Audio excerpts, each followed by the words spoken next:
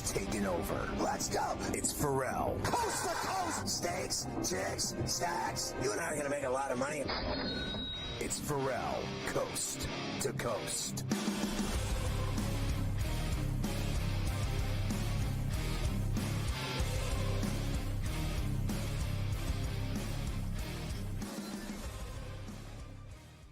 One thing that I found, Carver High, for certain, is that every year this thing comes out on Sunday night, and then Monday, everyone's got it all figured out. And then by Saturday, let alone Sunday, of this first weekend, so by Thursday, Friday, 80% of the people have already destroyed their brackets. And by Sunday, the remaining 20% are out too. So everybody's a genius on Sunday and Monday. And all I know is you don't know Shaq. Everybody thinks they got all the answers. Everybody around here, everybody around there, everybody at the gym, everybody, everywhere I go, talk to anyone. Everyone I know thinks they got it all figured out. And I just wanted to say I know nothing. And I'm really good at it. I have no clue. Every game's going to be an absolute coin flip nightmare. But all this cakewalk stuff and easy games, you're tripping. You are tripping. You're absolutely tripping, and I wanted to get it right, so I'm going to give it to you. Mark Few, Scotty, and here's what Mark Few doesn't lose he doesn't to teams like he doesn't lose to teams like McNeese State in the tournament. He has now gone to 25 straight tournaments. He has 13 Sweet 16s, 8 in a row. Last year was his 8th straight appearance in the Sweet 16, 5 Elite Eights, 2 Final Fours, 2 championship games. They don't lose in the first weekend, especially to teams like they're that. Getting written off in 5 minutes. They're not. And they will beat McNeese, and they will beat Kansas, probably. I think they'll beat Kansas, too. So what did I say to you, 40 minutes ago? I go, that guy, Few's not losing to this guy, Wade. He's not. He's a better coach. They'll be better prepared to win that game just having him on the sideline. And remember, they lost all their players, and they're still good. They let the whole team graduated, and they're still good. We welcome our radio affiliates, Sirius XM 159, Sports Byline USA. Great to have you with us today on Coast to Coast on a Monday, coming off Selection Sunday. We're still talking about it. All right, let's hear from a few of our favorites, Scotty, going into after the brackets came out. First, Dan Hurley and UConn, of course. They're the defending national champions. They won the Big East Championship. First time in 13 years UConn won the Big East tournament. They are the number 1 overall seed. Dan Hurley, now, they are the hunted, Scotty. That's for sure with the way they've played in the last year. Played the whole year with the big target. But I think this time of year, once that selection show's over, everything is just meaningless now. It's matchups, it's who you're playing, it's win that next game. Everyone's just trying to, survive and advance, win in advance in this tournament. So what about covering I just spreads think a lot of extra motivational things that maybe exist during the regular season go out the window when you get to this time of year, because everyone's given their absolute best to keep their season going. So billions are bet on the NCAA tournament games, way more than the Super Bowl, and the players and the teams only have one goal, and that's to win by 1, win the game. And they're not concerned about our gambling problems, which makes it very frustrating. And I'll tell you what, that team, now remember, I heard on Betting Above the Rim and on this show, I heard this. They don't want to win every game and win the Big East and then have to go win 6 more games. And I always said, what team in their right mind? I have never been on a team in my life that wanted to lose. Here's what we're going to do. We're going to lose today so that we can go on a run in the tournament. So what we're going to do is we're going to throw the game today. We're going to lose, and then we're going to turn it back on and win. No such luck. It doesn't happen. I have never heard of anyway. Did NC State? Well, we're going to lose every game all year, but then we're going to win every game in the ACC tournament, win it all. Then we're going to go win the NCAA championship. That's what Jim Valvano did. What you want to do is you want to win every single game you play, always. Always. What is this? You don't want to. You've heard this before, even in the NFL. Oh yeah, you don't want to win. You don't want to be hot then. You don't want to be hot right then at the end. You want to lose a game before it starts. Who comes up with this stuff? Is that the same people that do let's name 9 landing spots for this free agent. Let's name 12 landing spots for this quarterback. Oh my God, sports journalism at its worst in 2024. There isn't just a story. There's 9,000 stories and they all suck. They certainly do. Auburn won the SEC championship. Bruce Pearl, Scotty, thought that meant that Auburn was maybe going to get a bump up to maybe a 3 seed, not have to travel that far, have a chance for their fans to go to the games. Instead, they're a 4 seed and they're going all the way to Spokane, Washington, to play their opening round game. So despite winning the ICC title, Bruce Pearl maybe not in the best of moods after winning that. Again, we were grateful for Birmingham a year ago, but this is now the 3rd time we're getting shipped across the country. You always wonder how much this thing is seeded before the Sunday final. And we talk about it all the time. We talk about it in our league meetings. And so listen, we're grateful to be in the tournament. And we're grateful to have won a championship in the SEC, and especially in a year when it's so very, very competitive. And the road to the Final Four is difficult for everybody. Listen, here's a little tip for you, Bruce. And I think they're a really good team. But here's the deal. Cry a little more that you got shipped out west, and but you're still in the East, but you're going to play out west. And nothing like, how about this? They gave him candy-ass Yale in their first game. Auburn's not losing to Yale. I mean, you talk about a team full of white boys. I mean, I watched that Yale-Brown game. I mean, honest to Christ, I'm not even kidding you. Mafia knows it's true. Front Ballers would beat Yale. We'd beat Yale. I beat Yale by 25, my team. I'm telling you, Mafia would play 20 minutes and have 18 rebounds and 22 points. There isn't one white boy on that team that could stop him or anybody else on my team. Auburn is going to have sex with them. That's what's going to happen there. That's one game I'll make sure I write down early. Nobody knows anything except I know this. They got – we're going to complain about where we're playing, except you're playing a girls' team. Not only that, and he kind of, softly alluded to it at the start of his talk there. They were a 9 seed last year, and they got to play the 1 seed Houston in Birmingham, and they beat them. They were a 9 seed, and they got to play the number 1 seed Houston, basically in their backyard, and they beat them. So now you got to go travel. Congratulations. He wants it every year his way, right? He wants all the gifts. You got the good side of it one year. You don't get it that way every year. All right? Some years you got to go move around. There you go. We'll come back. Actually, I got to give you at least one of Cal, because Cal's great. John Calipari. He had a couple good ones yesterday after the bracket came out. So we'll hear from Cal, and then I want to start giving you the spread. Is he spread. crying too? No. Cal's great mood. All smiles. Looking forward to it. Going to fix the defense. Cal's ready to go. He's not crying about anything. He's just very happy to bring this group into another NCAA tournament. The way it goes now, with how hard it is to get a bid, an at-large bid, you should be grateful no matter who you play or where you play. Shut up.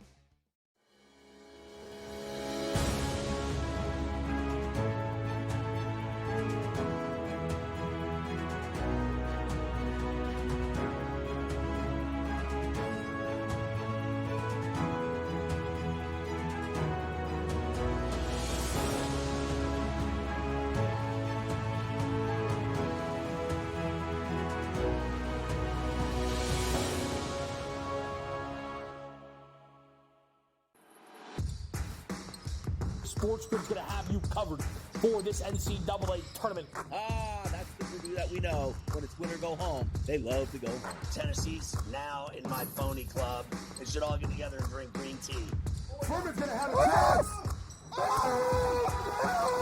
That is a team I'm betting on right now. We are feeling this. You are feeling this at home. The excitement and the atmosphere. Only on SportsGrid. You can worry about Kentucky's maturity. I get it. Are you making a good point about it? Absolutely. They're young. They're inexperienced. They're going to make a ton of mistakes. Sometimes you can worry about their defensive tenacity. But boy, they got shot creators and they got shot makers. Betting above the rim. Only on SportsGrid. Morehead State and Indiana State are two great mid-majors that look very dangerous. And Bama sent those teams into outer space. You're looking at a guy that resurrects programs. Iona was down in the dumps till Pitino got there. Now you know who Iona is because they were making runs into the NCAA tournament. And now you take a look at St. John's down in the dumps here, resurrecting another New York City team here. Only on SportsGrid. It's smarter to be on SportsGrid. Your 24/7 sports wagering network. The early line. Magical and historic season in Lincoln, Nebraska continues. He is the best player in the NBA, but also in the biggest moments where the national media is watching. Newswire. Something that we have never seen happen before with one of the iconic coaches in the game. Ferrall coast to coast. The team covers. It's automatic. It's every time. Not sometimes. It's every time. Game time decisions. Luka is actually far more dangerous from three on the road this year than at home. This game here tonight, you may want to consider taking as many points as humanly possible. In-game live. Prime time. We got not one, but two coaches fired systems in place. Sports Rage This Late sort of Night. has letdown written all over it. It's going to be hard to match the emotion that they played with the other night. It's smarter to be on SportsGrid.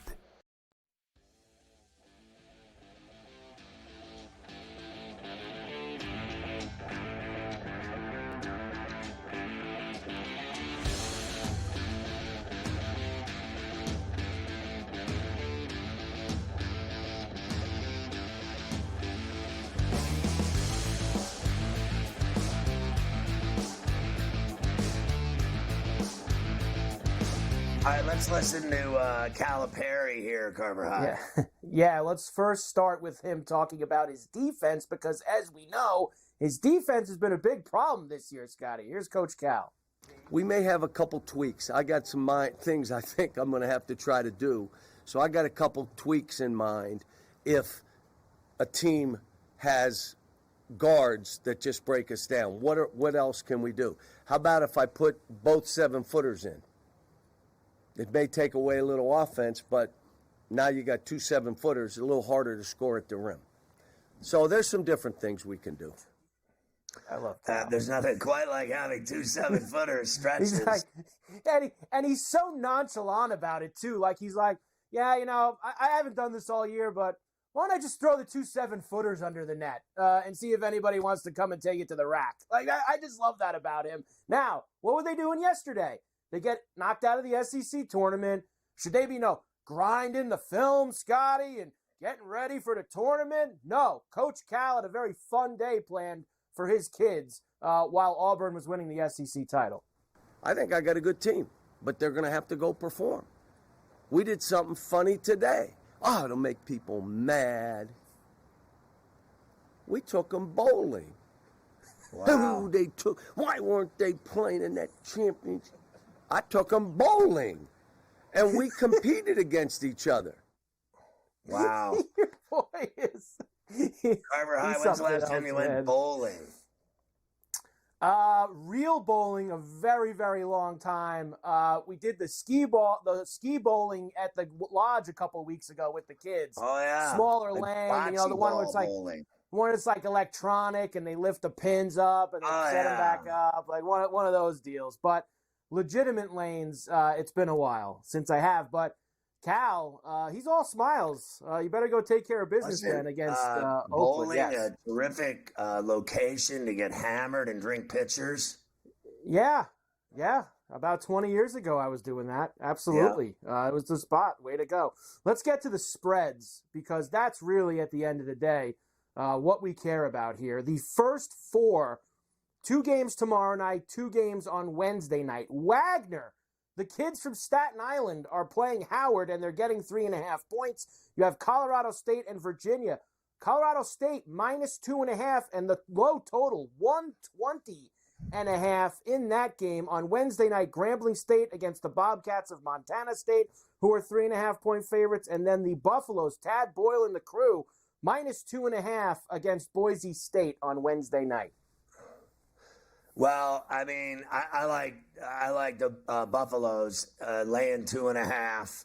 I wouldn't put it past Bennett and that Virginia team to shut down Colorado State from scoring in that game. People can make fun of them all they want, how bad, how boring, how slow, how lame, but they're going to give Colorado State's high-flying, high-scoring offense a reality check in that game.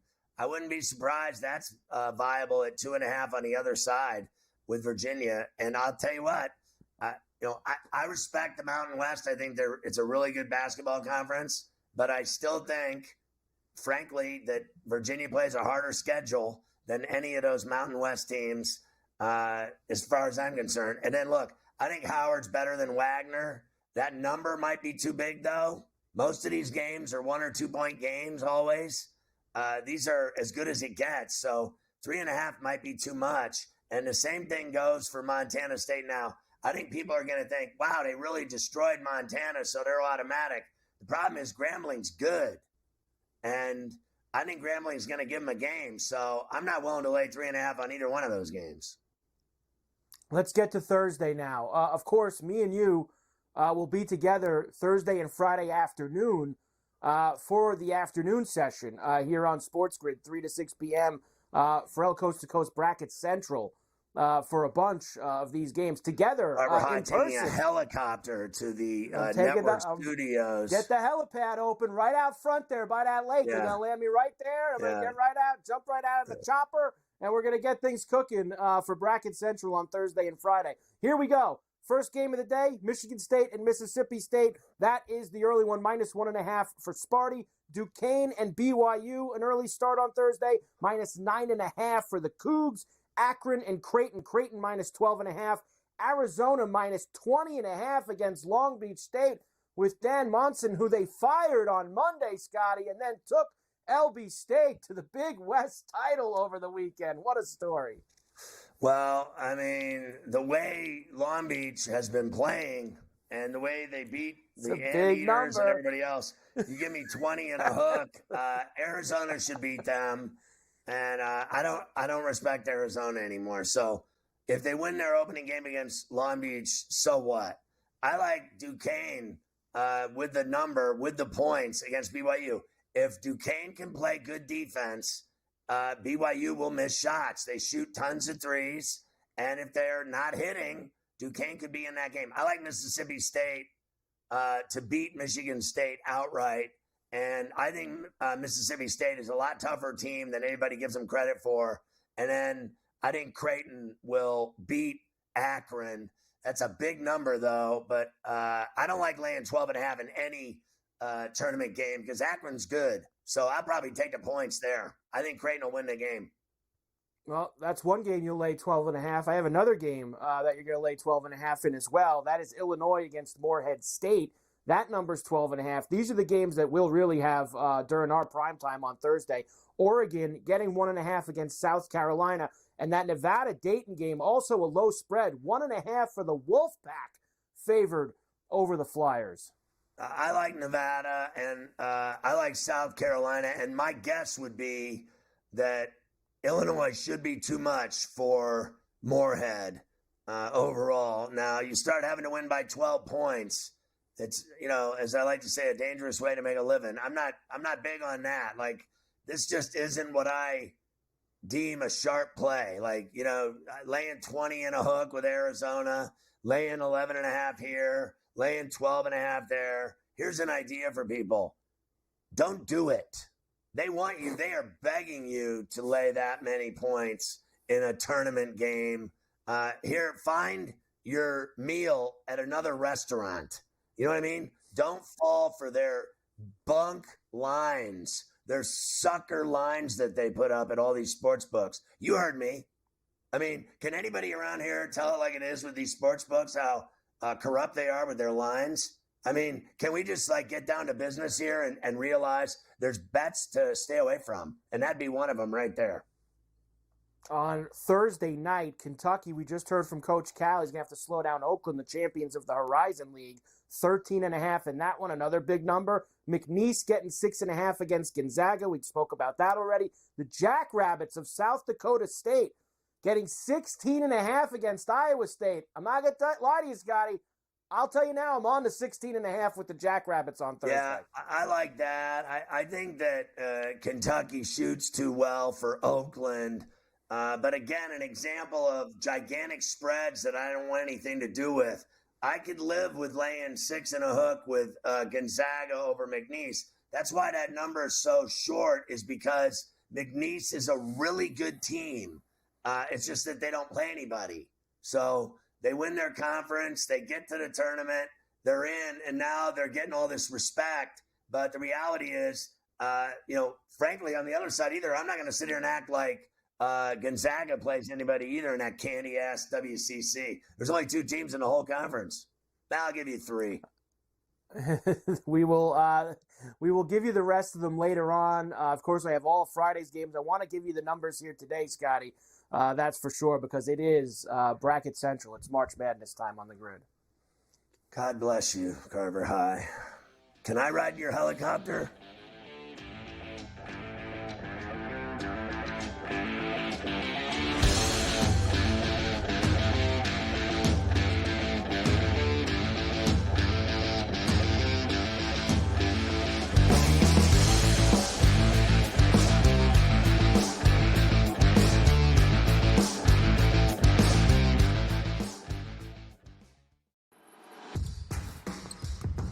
Dickinson and Kevin McCullough Jr. are not going to be fully healthy for the NCAA tournament.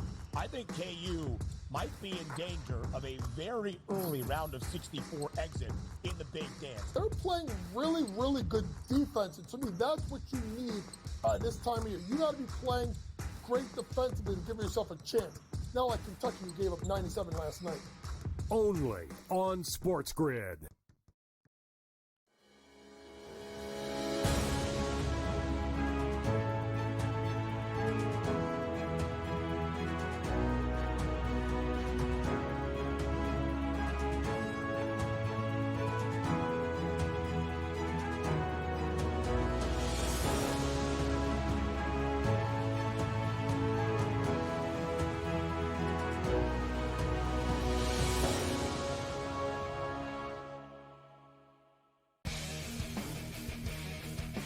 Betting in-game, there's a big difference, right? Like the computer changes the number so often.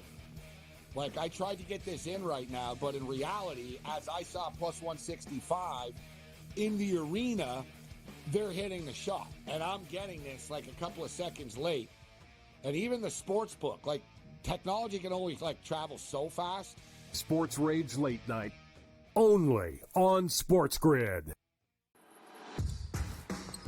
SportsGrid's going to have you covered for this NCAA tournament. That's the Purdue that we know. When it's win or go home, they love to go home. Tennessee's now in my phony club. They should all get together and drink green tea. Furman's going to have a chance. That is a team I'm betting on right now. We are feeling this. You are feeling this at home. The excitement and the atmosphere. Only on SportsGrid. It's smarter to be on SportsGrid, your 24/7 sports wagering network. The early line. Magical and historic season in Lincoln, Nebraska continues. He is the best player in the NBA, but also in the biggest moments where the national media is watching. Newswire. Something that we have never seen happen before with one of the iconic coaches in the game. Ferrall coast to coast. The team covers. It's automatic. It's every time. Not sometimes. It's every time. Game time decisions. Luka is actually far more dangerous from 3 on the road this year than at home. This game here tonight you may want to consider taking as many points as humanly possible. In-game live, prime time. We got not one, but two coaches fired systems in place. Sports Rage This Late sort of Night. has letdown written all over it. It's going to be hard to match the emotion that they played with the other night. It's smarter to be on SportsGrid. The brighter the lights, the bigger the stakes. Hunt or be hunted. Know your prey. This is a whole new jungle. This is The Lion's Share. Brought to you by BetMGM. These people at BetMGM never cease to amaze me. They've gone back to the 1,500 first bet offer. This thing is gargantuan. You open up an account, download the BetMGM Sportsbook app on iOS or Android, or visit BetMGM.com. Sign up, deposit at least $10 into your new account. Place your first wager and receive up to $1,500 back in bonus bets if the bet loses. If you bet $1,500 and you lose, they're giving you your $1,500 back in bonus bets. So it's just like a free shot is what this is. This is like a free shot. And you're going to be loving life. It goes right into your account after the wager is settled. And check it out at BetMGM.com. The first bet offer, $1,500 back in bonus bets. Everybody's doing it. They just won't admit it. All right. Coach Young with us on the Lion's Share. You see him here every day on C2C, and you can see us on Betting Above the Rim on weekends on SportsGrid. So, Coach, as you can see, I would have bet $1,500 on me nailing threes today at the gym. I had to work because no game this morning with all the D1 and retired NBA guys. They blew off playing, so I went to the gym anyway and got in some work. Did you see the mini Euro step?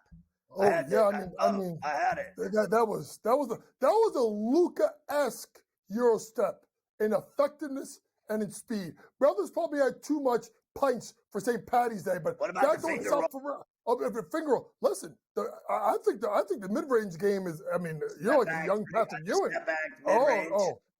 Very impressive, very very impressive. Just like what we're going to see some bucket getting come Thursday with the tournament. Yeah, so what's your feeling about it initially when you did the bracket breakdown last night with Big Ten Ben? What was your reactions coming out of the gates? Well, I just thought I thought there was not consistency by the selection committee. I mean, how does the Big East have a 1, 2, and a 3 seed and no other seeds in the tournament? Let's talk about the Mountain West Conference getting 6 seeds. The misseeding of teams. How about Dayton as a 7 seed? What have they done all year? Michigan State as a 10 seed. What have they done? How does Virginia get in? So to me, there was a lot of questions in regards to not just seeding, corruption, but who got in and got out. And I think the real big one is, to me, more than anyone, I thought, listen, you're not going to tell me that you're going to get all 3 of Providence, St. John's, Seton Hall in the field. I get it. But there needed to be at least one of them between Seton Hall and St. John's, and maybe both of them. Don't sell me on bid steals when you got Virginia, who had the terrible quad one that plays that antiquated offense and defense. And I remember them running their blocker mover, running 25 seconds on the shot clock, down 35 at Virginia Tech. Don't sell me on a team like Virginia deserved to be in the NCAA tournament. I'm sorry. Are they going to beat Colorado State, though, with their defense? No, they're not going to beat Colorado State. Colorado State's really underrated. I think Colorado State gets it done. And I will say this, folks, you're going to see a lot of upsets. I'll tell you this right now. James Madison over Wisconsin. I'm calling it right now. This team is balanced. They can score. Wisconsin can't stop anybody. McNeese State except over Purdue. Gonzaga. Except Purdue. Maybe except Purdue. So but wait a when minute. You're telling me that James Madison could beat Purdue, but Wisconsin did? I think James Madison can beat Wisconsin in a 40-minute game because of their balanced scoring, and Wisconsin struggles to get stops. I bet there's 80% of the money or more on James Madison in that game. Everyone's falling for that one. Well, listen, I'll give you another one that people may be falling out for. I like Richard Pitino's team to win versus Clemson in an 11-6 matchup. I think they're actually favored. I like that. And I'm going to tell you this right now. Two more. McNeese State over Gonzaga. I think, listen, you can say whatever you want about Will Wade as a person. As a coach, he can coach. He's got guys. I think Gonzaga is overrated. And then, because of the injuries, Ferrall, we're going to our childhood. Sanford and Son. We're going to Sanford and Son. Sanford and Son will beat Kansas because if McCullough and Dickinson aren't healthy and 100% and they can't play, folks, they're no good. They're like an NIT team without those two studs. Yeah, I still think they're playing and winning. And, they're just too much for them in any way you slice it. I really do. And I'll say this. We talked about Few and Gonzaga earlier, and, I mean, this guy gets into the tournament. He goes to the Sweet 16 like he's walking to get his mail. I mean, this guy literally goes and wins every time he's there. Now you're telling me he's going to lose his first game right out of the gates. Well, listen, folks, 2 weeks ago, people were talking about they may not even make the tournament. And they got on that run when they won at San Francisco and then they won at St. Mary's. They started to go roughshod in the WCC and then lose in the final. I think they're intriguing. I think that the interesting thing is this, two seeds to look at, right? With coaches who have not had a lot of success in the tournament. What do you get out of Tennessee? Rick Barnes, year after year, his team comes up small. Can they make a run in the Midwest and maybe be in a collision course with Purdue, should they get all the way to the Elite Eight? And then Shaka Smart and Marquette. What do we get out of Tyler Kolek? Is he healthy? And the bigger thing is this. Remember, folks, Shaka Smart only once has been out of the first weekend of the NCAA tournament. You know when that was, folks? That was 2011 when he took VCU to the Final Four. Can he get past the first weekend? Lastly, Cal. Listen, they don't play defense. We talked about this, Ferrall, but man, they could score. If Cal doesn't get out of the first round and second round with this team, with those guys, does Kentucky look to make a coaching change with Calipari? Oh, stop. They're not. Pressure's on. So you're telling me right now on this show today that Coach Cal's getting fired at Kentucky and they're going to lose their first game and fire him. That's what you just said to me. If he does not get out of the first weekend, when he's got 6, possibly 7 guys that could be all leaving and going to the NBA after this year, he needs success. They have stumbled the last couple of years. This is a big year for Cal. If he doesn't win at least 2 games with this crew, the whistles are going to get bigger. And I'll tell you this, if Jimbo Fisher can get bought out of $51 million, Cal can get bought out in the bluegrass country at about $34-35 million. Yeah, let me tell you something. Jimbo Fisher in the state of Texas is like a mosquito compared to a guy that's got more power than the governor in Kentucky and John Calipari.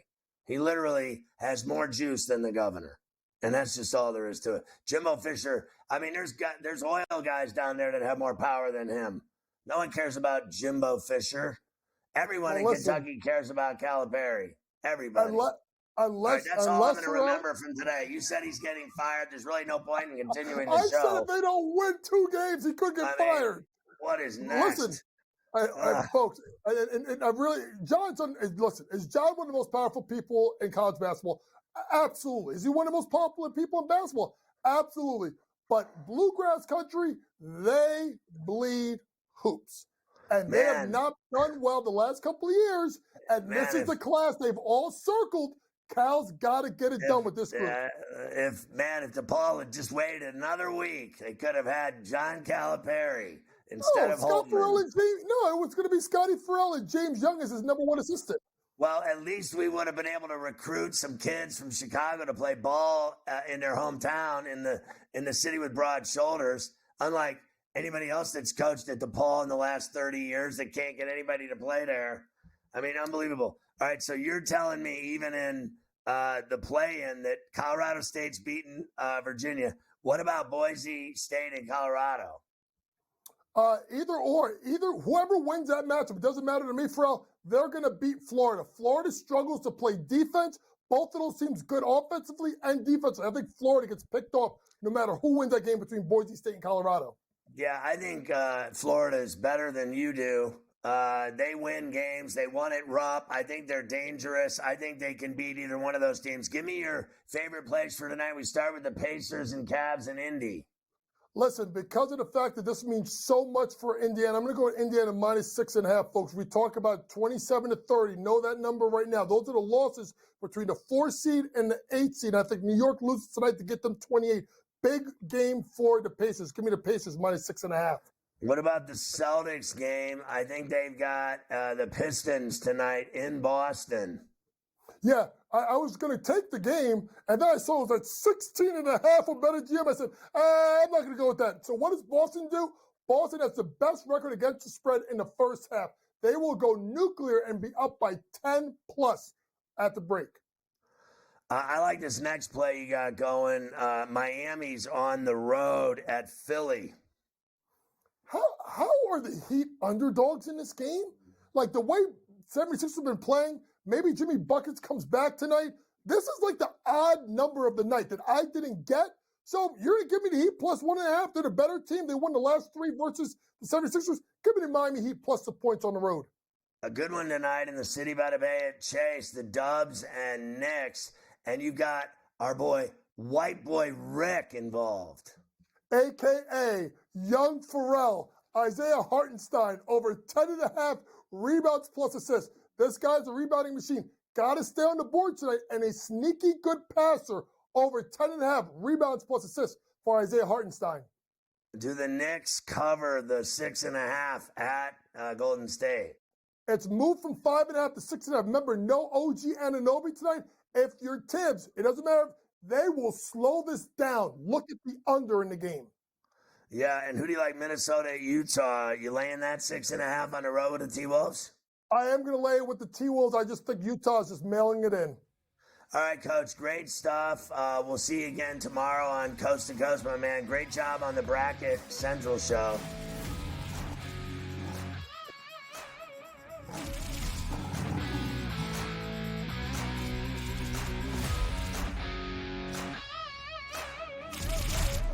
The Lion's Share, presented by BetMGM.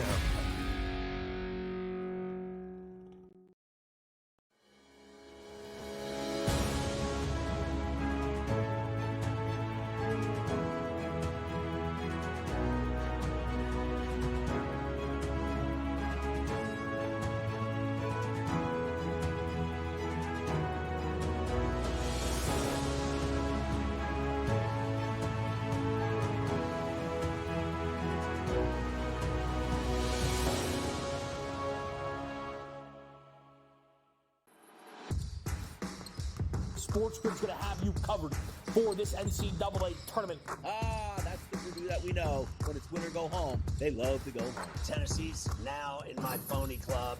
They should all get together and drink green tea. Furman's going to have a chance.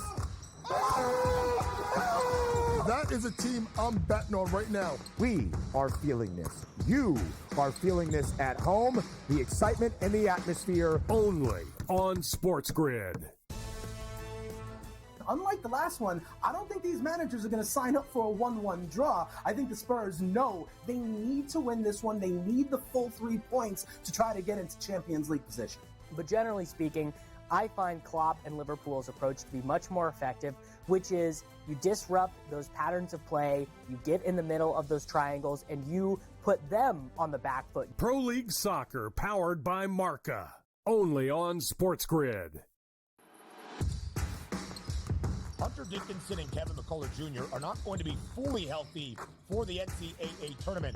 I think KU might be in danger of a very early round of 64 exit in the Big Dance. They're playing really, really good defense, and to me, that's what you need this time of year. You got to be playing great defensively to give yourself a chance. Not like Kentucky, who gave up 97 last night. Only on SportsGrid. Anyone that's been to a sporting event, the atmosphere before a game, I think Game Time Decisions has that same exact atmosphere. This is our arena. This is what we do. There is going to be an energy to Game Time Decisions that you will feel night in and night out. The excitement you get when you lock your bets in, when you're figuring out what you want to do, we can zone in on the biggest games each night. I want this to be the place that people come to before the game starts so they feel as ready as possible to lock in their cards. We are going to hit every single one of those markets that you need to know about. We're going to go through every single thing, and I've got a great team behind me that's going to help me get the job done. There is not going to be a better place, I promise you, than Game Time Decisions to get that new information, react to it, and be able to then bet accordingly. We will have everything at our disposal, and we will use that to our advantage. I'm Kevin Walsh. Tune into Game Time Decisions from 6 to 8 p.m. Eastern on SportsGrid.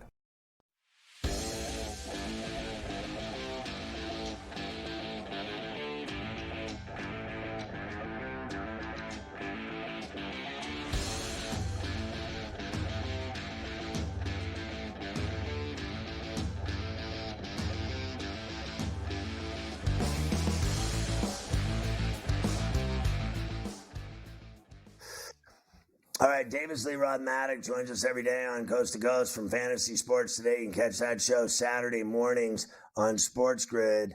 And Davis, I got to ask you, didn't Man U upset Liverpool in that FA Cup? They did, and it was wild. I mean, 120 minutes, Liverpool score in extra time, United score in extra time, and then they score again at the absolute death. We did have the over in that match, if you remember, Scotty. So we did clear the over there, but I really could not be more surprised by that. If you would have told me that United gutted it out in overtime, I would have said that you should be in the loony bin. I cannot believe those guys fought for their manager. Wow. And so what happens now in that tournament? Well, really now, it's just basically the best teams left in the world. We got Chelsea advanced. We did get the over in Wolves Coventry, but Coventry actually won. So it's Coventry, right. Manchester City, Chelsea, and Manchester United. Obviously, United would hope that they don't have to face Man City in the next round. I don't believe that they have done the draw for the semifinal yet, but we are almost at the business end of that tournament now. So they haven't even decided who's playing who in the Final Four. Yeah, so they basically just goes back into a hat, more or less, and they draw who plays who. Every team in the tournament, obviously, is hoping that they get. Yeah, it's super old school. The other three remaining teams are hoping that they get to play Coventry, and the other three teams are also just hoping they do not have to play Manchester City before the final. But honestly, we really did get robbed because we should have gotten one more Klopp Guardiola game before the end, and Amad Diallo with that 120th minute header did rob us of that, which is a bummer. When he scored, was it at Old Trafford that they played, and did they go? They must have gone ballistic. I mean, I've seen that place when it's on its side, when it's lit, and they're jumping on top of each other and going crazy. It's like they're like animals. Yeah, I mean, look, it was. You don't see things happen like that very often in American sports, right? Where the entire stadium completely loses their mind, and it's also one of those things where you don't see this very often, but like pretty clearly, all of his teammates, like all the United players, were super emotional. The Liverpool guys are just like falling to the ground, like just everyone involved, and I think probably the Liverpool guys, they knew, they were like, look, this was a real chance for us to for sure win a trophy with our boy Jurgen Klopp leaving at the end of the season, and they felt that. That's why we love the game. It's all the emotions are right out there on the field a lot of times in a way they're not always in American sports. So we talked earlier to Morency about Justin Fields going to the Steelers. What's your opinion of it? I mean, honestly, I think your boys there in Pittsburgh, I think they did a pretty genius move in the quarterback room. They get Russell Wilson for the veteran minimum, $1.2 million, a conditional 6th round pick for Justin Fields. Look, I mean, I have not been Justin Fields' biggest supporter. I think that Chicago did the right move by getting him off the roster so we don't have to deal with Justin Fields breathing down Caleb Williams' neck, the entire season. If he has a bad game, the fans calling for the backup. But the Steelers put together a quarterback room of, a former MVP caliber, not MVP winner, but MVP caliber quarterback. And then 6'4", 220 pounds, 4'4", 40 guy in Justin Fields, who, yeah, I mean, he's definitely been a below average passer in the NFL. I'm not going to condemn him to being below average forever. And their quarterback room costs $4.2 million combined. And instead of picking up Fields' fifth-year option, I wonder if what they do is they offer him kind of the contract that Jordan Love signed 2 off seasons ago with the Packers, where it's less than what the fifth-year option would be, but it gives him some stability moving forward. I think he might agree to that deal with the Pittsburgh Steelers, which is smart by them. I mean, I think this does probably lead to, Steelers making the playoffs, winning 9-10 games yet again for another year. Do you think the stories that they're going to sign Wilson to a longer-term deal are accurate, and that he'll stay there longer than a year? And then, as you just said, like Fields he's got 1 year before he can be a free agent. So how long do you think, they both play there? I mean, I guess that's a real difference between what I would do if I was running the team and what it feels that the Steelers front office has told Russell Wilson. And it feels like what they communicated to Russell Wilson and his team was that when we are able to give you a contract extension, we will give you a contract extension instead of having you play on this veteran minimum deal with Denver actually paying the majority of your salary. I think he's making $38 million from Denver this year and $1.2 million from the Pittsburgh Steelers this year. That is not the way I would play it. Honestly, the way I would play it would be to try and get Fields to sign the extension, to sign a 1 year, $12 million. So a little bit more than a backup, but definitely less than what the fifth-year option would be. Get him to sign that. And then if you win 10 games with Russell Wilson and he looks awesome and he's throwing the ball down the field and George Pickens is scoring 11 touchdowns and Pat Freiermuth has 70 receptions and the offense is kind of working, then you're fine to pay Justin Fields $12 million to be your high upside, not let you go off the rails backup quarterback with Russell Wilson into his age 35 season. And then what would Russell Wilson want? If Russell Wilson wants 3 years, $90 million, I think you say, Russ, thank you for your services. You are more than welcome to try and get that contract elsewhere. If he wants the contract that Baker Mayfield just got, I think you probably just sign him to that if the results are good. Yeah, if the results are good. They certainly got better for an amazing price tag. At $1.2 million and a 6th-round pick, I think it was the most genius, GM move I've seen in free agency in a while, that they got all that, basically blue light special for nothing.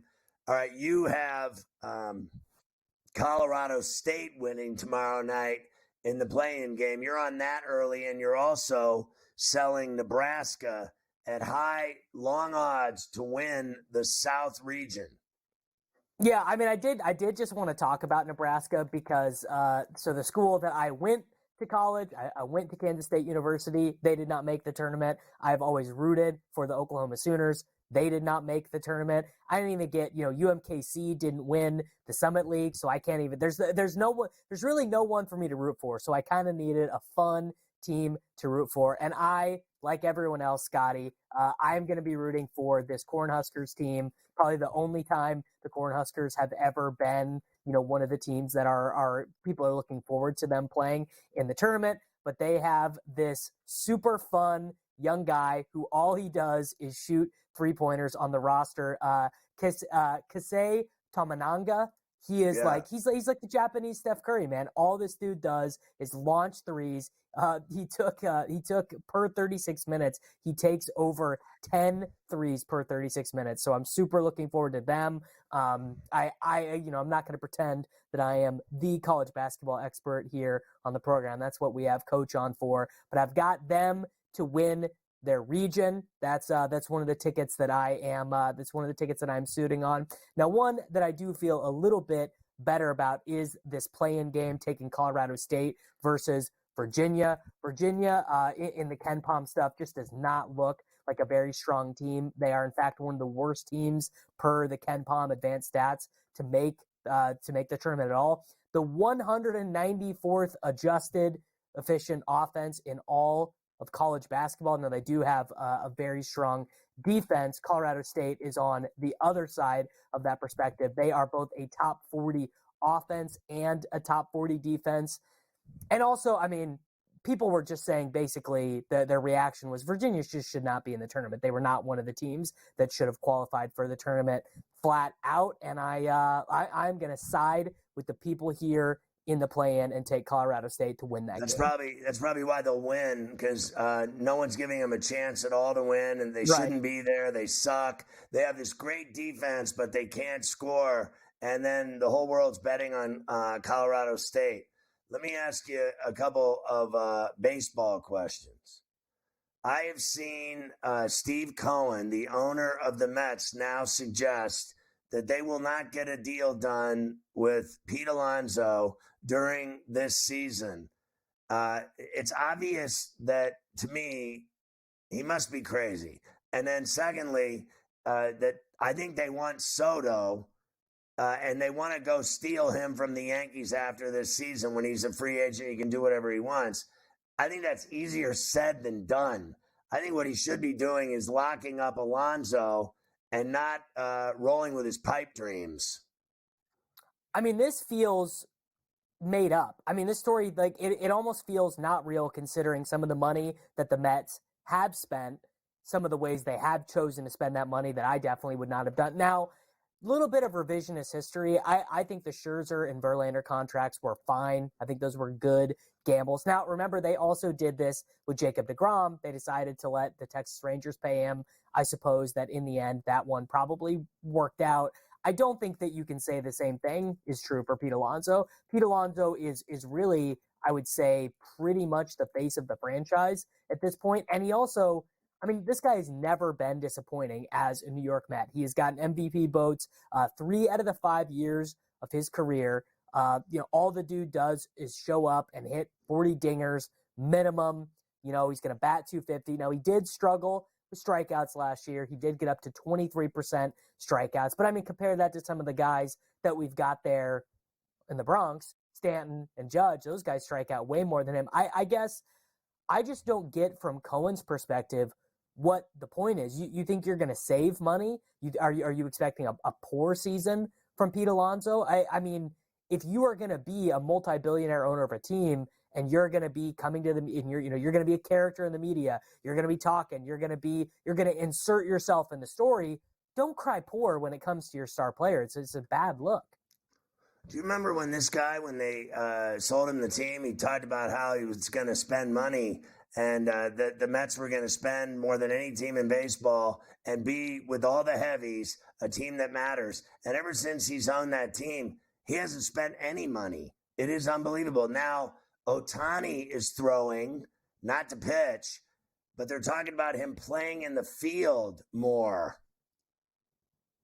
Well, remember when we were talking about this stuff in the offseason saying, where's he going to go? Where does it make sense? I wondered if it just might make sense, especially if he signed with the Dodgers, to just play a little bit in the outfield. Because right now, the Dodgers kind of have a crunch of playing time in the middle infield, and it might make sense. It might make sense to try and have a guy play the corner outfield so that they can get bets, some of these more middle infield plate appearances for whatever reason. But like if it's James Outman playing in left field versus Shohei Ohtani playing in the outfield, like 1 or 2 starts a week out there. I mean, obviously, I think he can do it and will excel at it. So I expect that he probably will play some in the outfield. Did you see Joe Torre today taking a pitcher out of the game for the Yankees? He went out to the mound in a surprise mound visit.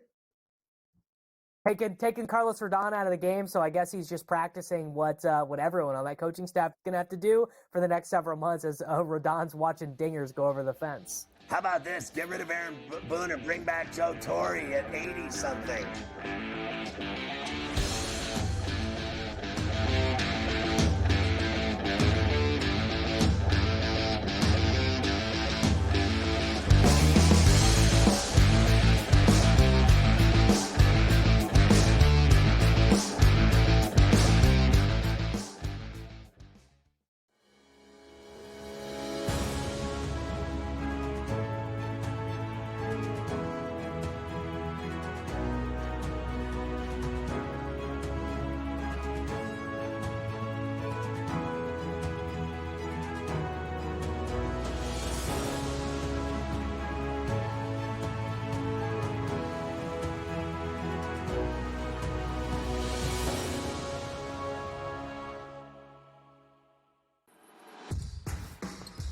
SportsGrid's going to have you covered for this NCAA tournament. That's the Purdue that we know. When it's win or go home, they love to go home. Tennessee's now in my phony club. They should all get together and drink green tea. Furman's going to have a chance. That is a team I'm betting on right now. We are feeling this. You are feeling this at home. The excitement and the atmosphere. Only on SportsGrid. You can worry about Kentucky's maturity. I get it. Are you making a good point about it? Absolutely. They're young. They're inexperienced. They're going to make a ton of mistakes. Sometimes you can worry about their defensive tenacity. But boy, they got shot creators and they got shot makers. Betting above the rim. Only on SportsGrid. Morehead State and Indiana State are two great mid-majors that look very dangerous. And Bama sent those teams into outer space. You're looking at a guy that resurrects programs. Iona was down in the dumps till Pitino got there. Now you know who Iona is because they were making runs into the NCAA tournament. And now you take a look at St. John's down in the dumps here, resurrecting another New York City team here. Only on SportsGrid. It's smarter to be on SportsGrid, your 24/7 sports wagering network. The early line. Magical and historic season in Lincoln, Nebraska continues. He is the best player in the NBA, but also in the biggest moments where the national media is watching. Newswire. Something that we have never seen happen before with one of the iconic coaches in the game. Ferrall coast to coast. The team covers. It's automatic.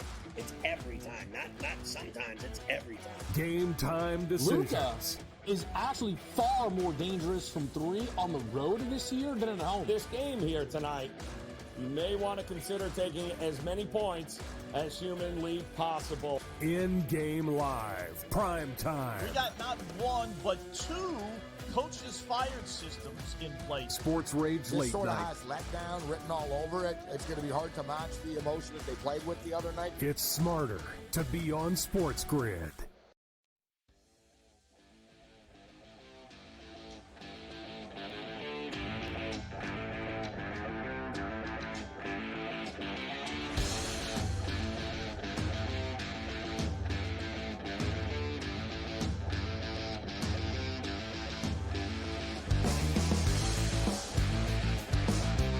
Carver High already taking the under in an upcoming off-camera bet that we have going here. Carver High with the under. How about Carver High history now? Let's do that instead. Yeah, why don't we start in 1945 today? Canadians forward Maurice "Rocket" Richard becomes the first player in NHL history to score 50 goals in a season. 1953, Indiana beat Kansas 69-68 to win the NCAA championship. 1981, the Buffalo Sabres set an NHL record 9 goals in one period against the Maple Leafs. Are you kidding me? 1985, Commissioner Peter Ueberroth reinstates Willie Mays and Mickey Mantle after they were thrown out for getting jobs in Atlantic City, Scotty. And then Ueberroth said, absolutely not.